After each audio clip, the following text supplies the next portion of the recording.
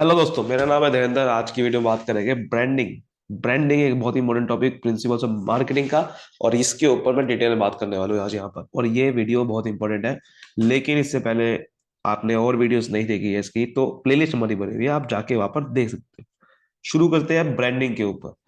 सबसे पहले बात करते हैं कि ब्रांडिंग होता क्या है।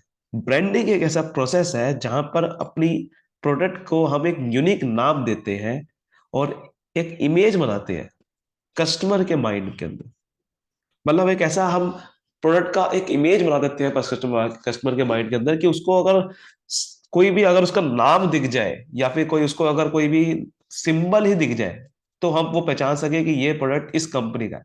That is branding.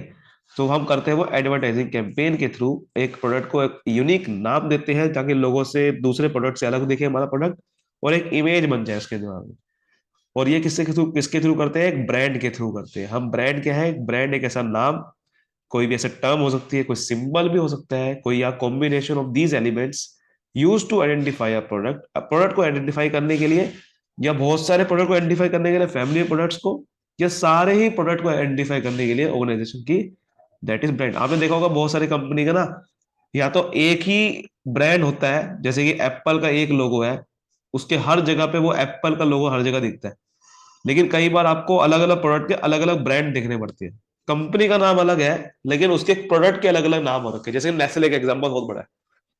आपने देखा होगा नेस्ले का एक ब्रांड है मैगी, और लोगों को पता भी नहीं है कि कई लोगों को तो मैगी किसका ब्रांड है। तो मैगी एक ब्रांड है नेस्ले का, लेकिन नेस्ले अपना वो ब्रांड ज्यादातर यूज नहीं करता।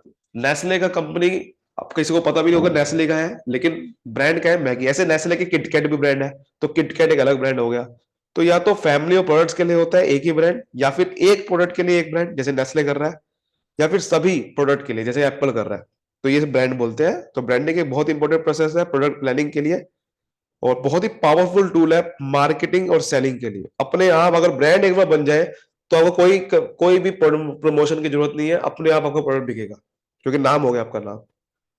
सो डेफिनेशन आप यहां से पढ़ सकते हो। पेपर के लिए आपकी फिलिप कॉटलर ने भी दे रखी है, अमेरिकन मार्केटिंग एसोसिएशन ने भी दे रखी है।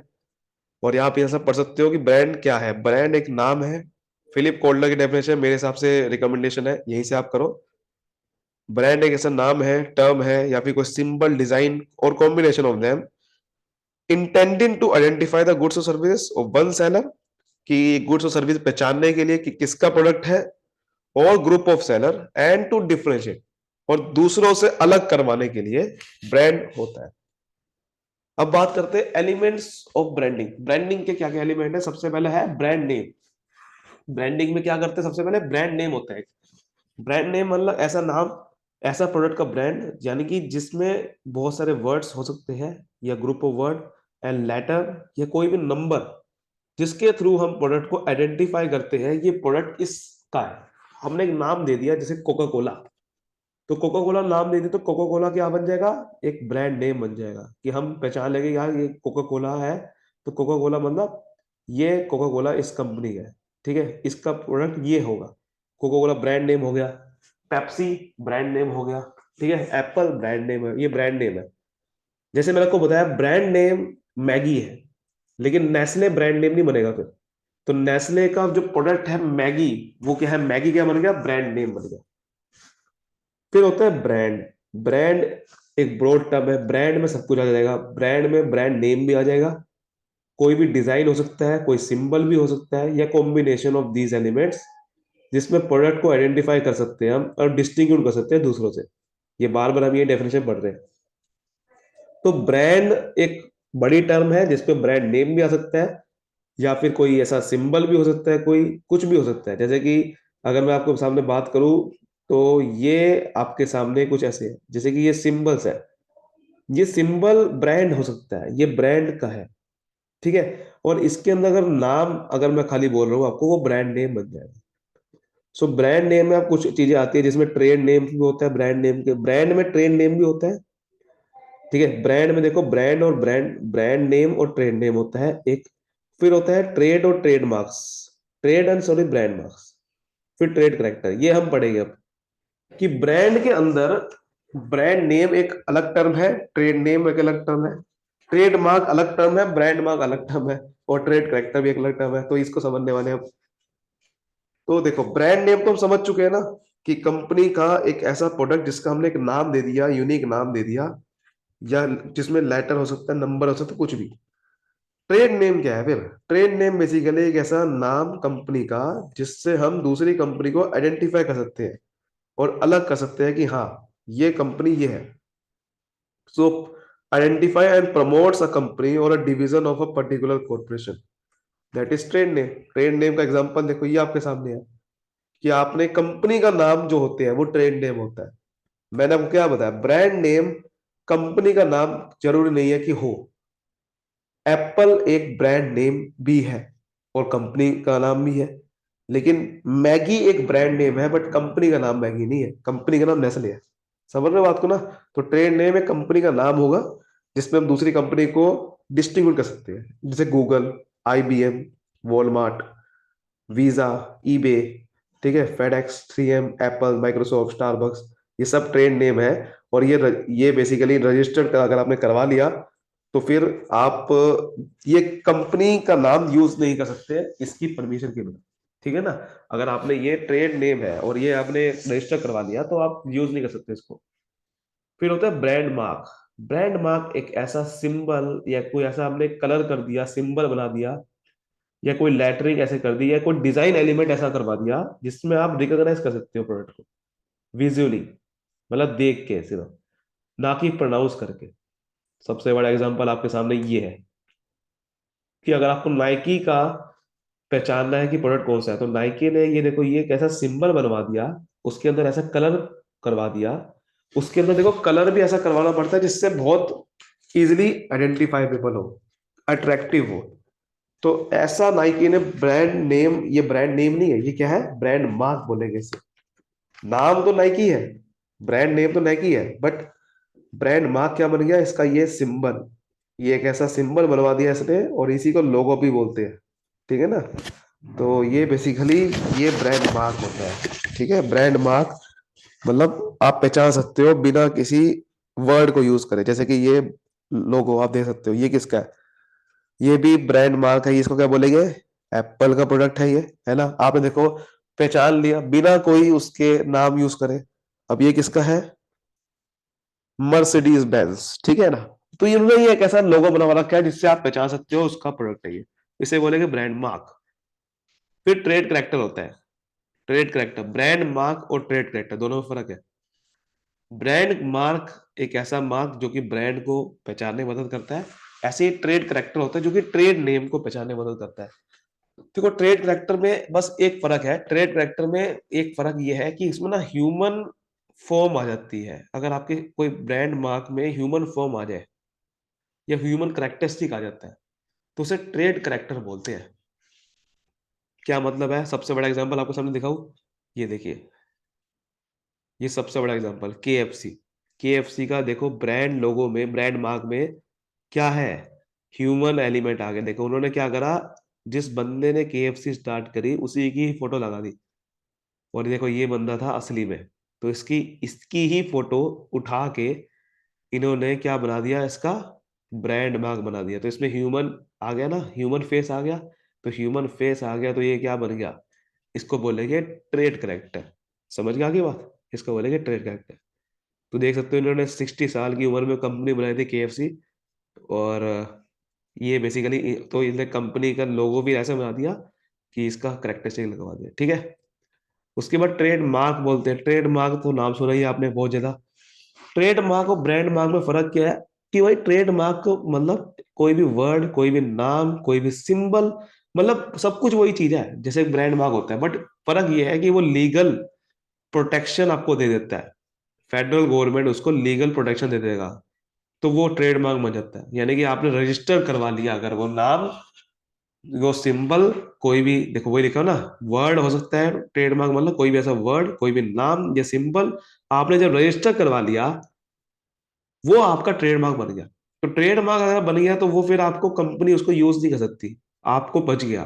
कोई कंपनी उसको यूज करेगी तो उसको आपको वो बेसिकली उसको पेनल्टी देनी पड़ेगी। तो बेसिकली आप उसको यूज नहीं कर सकते बिना किसी परमिशन के। तो ट्रेडमार्क का एग्जांपल देखो, ये आपके सामने कोका कोला, ये देखो, ये कोका कोला एक ट्रेडमार्क बन गया। ये अगर रजिस्टर करवा लिया तो आप उसको यूज नहीं कर सकते बिना इसकी परमिशन के। ठीक है, नेस्ले, ये देखो नेस्ले का अगर ये ब्रांड मार्क है, तो अगर रजिस्टर करवा ले तो ट्रेडमार्क बन गया ना, तो ये ट्रेडमार्क बन गया। तो ये इसको आप यूज नहीं कर सकते बिना उसकी परमिशन के। ठीक है, सो समझ आ गई बात। तो कोई भी ऐसा वर्ड, कोई भी नाम या कोई भी सिंबल डिवाइस अगर आपने रजिस्टर करवा लिया तो वो ट्रेडमार्क बन जाएगा। अब समझेंगे इंपॉर्टेंस। प्रोडक्ट प्लानिंग में ब्रांड्स की क्या इंपॉर्टेंट है। ब्रांड बेसिकली बहुत इंपॉर्टेंट है। ब्रांड एक आपका प्रोडक्ट की सबसे पहले रिकॉग्निशन दे देता है कि ये प्रोडक्ट इस कंपनी का है। कस्टमर के अंदर लॉयल्टी आ जाती है कि कस्टमर बार बार खरीदना चाहता है उससे। टू इंश्योर क्वालिटी, आपका क्वालिटी दिखता, ब्रांड का सबसे बड़ा पर्पज ये होता है क्वालिटी। जैसे कि आप देखते हो कि हाँ यार, ब्रांडिंग, ब्रांड का खरीदेंगे, तो ब्रांड का खरीदेंगे इसका मतलब क्या है, क्वालिटी वाला प्रोडक्ट आएगा हमारे सामने, तभी तो ब्रांड को यूज कर रहे हैं। तो क्वालिटी, कंसिस्टेंसी, कि यार इस प्रोडक्ट में ना हमेशा यही मिलेगा, इस प्रोडक्ट, ये तो ये ब्रांड का प्रोडक्ट बढ़िया होता है। जैसे बाटा का शूज लो तो बढ़िया होगा, तो उन्होंने ऐसा इमेज बनवा दिया आपके दिमाग में, एप्पल का प्रोडक्ट बेस्ट है, इमेज आपकी बन गई है ना। टू कैपिटलाइज ब्रांड एक्सपोजर, बार बार ब्रांड के एक्सपोजर को कैपिटलाइज करवाने के लिए ये करवाना पड़ता है ब्रांड्स। ठीक है ना, आपके दिमाग में नाम छपवाना पड़ता है। ब्रांडिंग की स्ट्रेटेजीज क्या क्या है, ब्रांडिंग की स्ट्रेटेजी आप समझ लेते हैं। बहुत सारी स्ट्रेटेजी है, देखो, brand extension, brand licensing, mix branding होती है, को ब्रांडिंग होती है। सबसे पहले समझते हैं ब्रांड एक्सटेंशन। तो ब्रांड एक्सटेंशन कैसी स्ट्रेटेजी है, इस स्ट्रेटेजी में क्या करते हैं, एग्जिस्टिंग ब्रांड नेम को हम प्रमोट करते हैं। ठीक है, और एक ही प्रोडक्ट लाइन में उसको यूज करते हैं बार बार। An existing brand name is use to promote a new और improve product in organization product line. Product line क्या होती है, सपोज करो कि मैं क्लॉथ के प्रोडक्ट बेच रहा हूँ, तो ये प्रोडक्ट लाइन है जिसके अंदर अलग अलग मैं प्रोडक्ट बेचूंगा क्लॉथ के, कोई बच्चों के लिए, कोई बड़ों के लिए। तो ये प्रोडक्ट लाइन क्या बन गई, क्लॉथ। उसके अंदर कोई भी अगर नया प्रोडक्ट आता है तो मैं उसी का ब्रांड जो मेरा चलता आ रहा है, एग्जिस्टिंग ब्रांड नेम है, उसी को यूज कर दूंगा नए प्रोडक्ट में भी, उसी प्रोडक्ट लाइन के अंदर। तो ब्रांड एक्सटेंशन बोलते हैं कि आपने ब्रांड को एक्सटेंड कर दिया एक ही प्रोडक्ट लाइन में, और प्रोडक्ट में भी यूज करवा दिया ब्रांड वही वाला। So marketing organization uses this strategy to minimize the cost, क्योंकि कॉस्ट बच जाए, ताकि ऐसा ना हो कि मैं बार बार ब्रांड अलग एक, अगर मैं, क्योंकि भैया अगर नया ब्रांड बनावाना है आपने, तो उसमें काफी मार्केटिंग का खर्चा होता है। एक दिन में ब्रांड नहीं बनता। तो नया प्रोडक्ट अगर मार्केट में लॉन्च करना है, तो अगर उसका नया ब्रांड बनवा हुआ तो बहुत पैसा लग जाएगा। और अगर एग्जिस्टिंग ब्रांड नेम आपके साथ हो जाए, जैसे कि मैगी ने ही अपना एक प्रोडक्ट निकलवा दिया, तो वो जल्दी बिक जाएगा, क्योंकि मैगी का नाम हो जाता है, मैगी का ब्रांड पहले ही बन चुका है ना। तो अगर एक नया प्रोडक्ट मैगी का बिक रहा है, जैसे बहुत सारे बिके भी है, मैगी मसाला आ गया, मैगी पता नहीं क्या क्या आ गया, मैगी सूप आ गया, फलाना आ गया, ढिंगलाना आ गया, तो वो बिक रहा है आसानी से मैगी के साथ ही, क्योंकि मैगी का ब्रांड है। फिर ब्रांड लाइसेंसिंग होती है। इसमें क्या होता है कि some organization allow other organization to use their brand name, trade name या ट्रेड करेक्टर। जब कोई दूसरी ऑर्गेनाइजेशन अलाउ कर देती है कि आप ये कर लो, तो फिर आप क्या कर सकते हो, उसका नाम यूज कर सकते हो। तो इसमें आपका एक लीगल लाइसेंसिंग एग्रीमेंट होता है, और आपको लॉयल्टी देनी पड़ती है उसके लिए। ठीक है, ऑर्गेनाइजेशन यूज करती है स्ट्रेटेजी ताकि आप रिवेन्यू सोर्सेज को इनहेंस कर सको, ऑर्गेनाइजेशन इमेज को बढ़ा सको, और अपने, जैसे कि अगर आपने कह दिया कि भाई मेरा प्रोडक्ट आप, मेरा ब्रांड नेम आप यूज कर लो, तो उससे ब्रांड लाइसेंसिंग बोलते हैं। और उससे प्रोडक्ट, एक तो ऑर्गेनाइजेशन का रिवेन्यू बढ़ता है, और इमेज ज्यादा बढ़ती है। जैसे अगर जैसे मैकडोनल्ड्स ने अपनी नाम सबको दे रखा है, फ्रेंचाइजी खुली जा रही है, तो उसका ब्रांड, उसका ही फायदा हो रहा है, मैकडोनल्ड्स का फायदा हो रहा है, उसका जगह जगह नाम जा रहा है, और इससे ज्यादा प्रोडक्ट बिक पाते हैं उसके, किसके।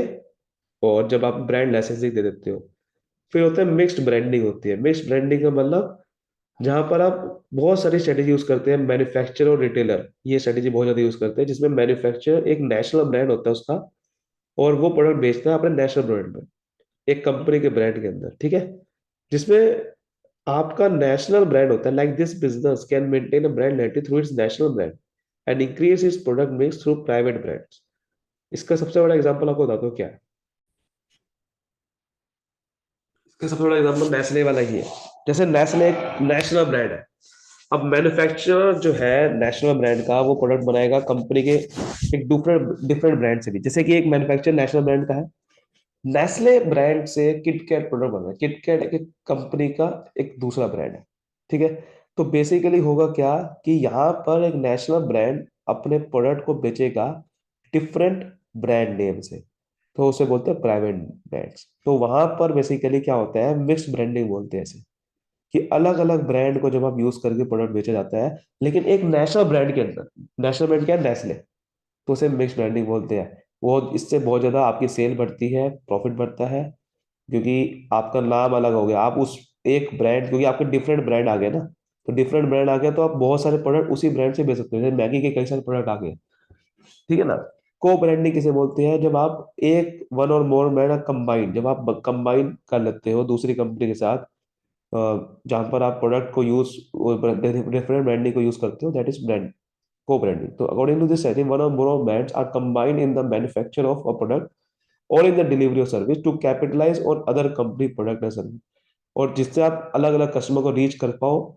जैसे कि कोई आपने दो मिल गए, जैसे बायजूस और आकाश मिल गया, बायजूस और आकाश मिल गया, तो इससे क्या हुआ, इससे फायदा ये हुआ कि आकाश के कस्टमर भी आ जाएंगे, बायजूस के कस्टमर भी मिल गए, तो ज्यादा कस्टमर हो गए, तो किसे बोलते हैं, को ब्रांडिंग करना। सो अब बात करते हैं गुड ब्रांड नेम का क्या क्या फीचर होते हैं। बड़ा सिंपल है यार। एक अच्छा ब्रांड नेम का क्या फीचर होगा, सबसे पहला फीचर यही होगा ना कि वो इजीली प्रोनाउंस होना चाहिए और जल्दी से याद हो जाए। जैसे कि अगर आप ऐसा कर रहे हो, एक ऐसा ब्रांड नेम रख दिया होस्टिच या होस्ट चेस्ट, ये प्रोनाउंस कैसे होगा यार, बहुत मुश्किल है याद करना। या फिर जैसे कि आपने आसानी से लग दिया, या मुर्फी बेबी क्लिक, ये बहुत ही छोटे हैं, ये एग्जाम्पल बहुत ही आसानी से आप उसको यूज कर सकते हो। इट शुड बी शॉर्ट, छोटा होना चाहिए, स्वीट होना चाहिए, जिससे लोगों की ब्रेन में, आईज में जल्दी से याद हो जाए। जैसे मुकुंद मुकुंद, पूर्णामा, डीसीएम, बाटा, टाटा, ये ऐसे नाम है, वो भी शॉर्ट है, स्वीट है। पॉइंट आउट प्रोड्यूसर, प्रोड्यूसर के पॉइंट आउट करना चाहिए। ऐसे ब्रांड ने बहुत सारे होते हैं, जैसे कि अमूल, ठीक है, इंडल, मीको, ये सीधा प्रोड्यूसर को पॉइंट आउट करते हैं कि क्या बनते हैं इससे, ये प्रोडक्ट कहाँ, क्या, किस चीज का। लीगली प्रोटेक्टेबल होना चाहिए, ऐसा मतलब ट्रेडमार्क उसका हम करवा सके, ट्रेडमार्क हो सके। तो ये बहुत जरूरी है, क्योंकि अगर आप किसी और का ब्रांड नेम यूज कर लोगे तो गड़बड़ हो जाएगी ना। तो इसीलिए ओरिजिनल होना चाहिए brand name selected, must be, not be general but specific होना चाहिए। जनरल नहीं होना चाहिए। जैसे कि आपका एक बहुत इंपॉर्टेंट है, फिलिप्स। फिलिप्स एक ऐसा ब्रांड है जो कि बहुत ज्यादा पॉपुलर है, ठीक है। तो ऐसा ब्रांड नेम होना चाहिए जो कि स्पेसिफिक हो। इसका मतलब होना चाहिए, जैसे कि उपकर, ग्लूकोस बिस्किट्स, ठीक है। ग्लूको एंड ग्लूकोस डिफरेंट है। It is more difficult to identify, कौन सा, जैसे कि उपकर और उपचार, सुपारी। So but for a common man it is more difficult to identify and differentiate. तो इसलिए ऐसा नहीं होना चाहिए, किसी से थोड़ा सा अलग होना चाहिए। ग्लूको और ग्लूकोज बिस्किट अलग अलग है, बट उपकर और उपचर सुपारी एक जैसे लग रहे हैं। इसीलिए कह रहा है वो, अलग अलग, बिल्कुल ही अलग होना चाहिए, ओरिजिनल होना चाहिए, किसी से मिलता जुलता नहीं होना चाहिए, ये कह रहा है वो। It should reflect product dimensions, वही कह रहा है ना, प्रोडक्ट की डायमेंशन को ये दिखाए। जैसे गुड नाइट एक नाम रख दिया, गुड नाइट का मतलब दिखा रहा है कि आपका ये भाई यूज करोगे तो अच्छी नींद आएगी आपको, मच्छर मर जाएंगे, पूमा। तो ये चीज आपका बहुत ही बढ़िया चीज है, इससे आप समझ सकते हो कि क्या है। ऐसे पटाखा चाय, है ना, ऐसे बड़े सारे नाम है।